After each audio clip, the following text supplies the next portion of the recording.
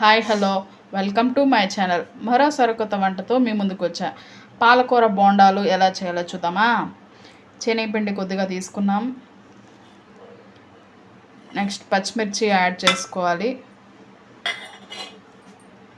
Next palak అనేది నీట్గా wash చేసి చిన్న చిన్న పీసెస్ కన్నా కట్ చేసుకోవచ్చు, లేదా అలా నలిపి వేసుకోవాలి. సోడా ఒక హాఫ్ స్పూన్ యాడ్ చేసుకోవాలి.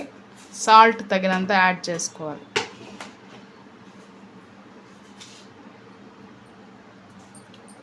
ఎర్రగడ్డలు కొద్దిగా యాడ్ చేసుకోవాలి. అలాగే కరివేపాకు యాడ్ చేసి మొత్తం కలుపుకోవాలి. ఇలా కలుపుకోవాలి పిండి అనేది. ఆయిల్ హీట్ ఎక్కిన తర్వాత ఇలా 1 by 1 వేసుకోవాలి. ఇలా బాగా కాగిన తర్వాత పక్కకు తీసేవాలి. ఫైనల్గా ఆకుకూర బోండాలు రెడీ.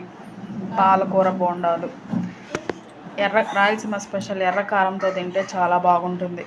మా వీడియో మీకు నచ్చినట్టయితే ప్లీజ్ లైక్ అండ్ సబ్స్క్రైబ్.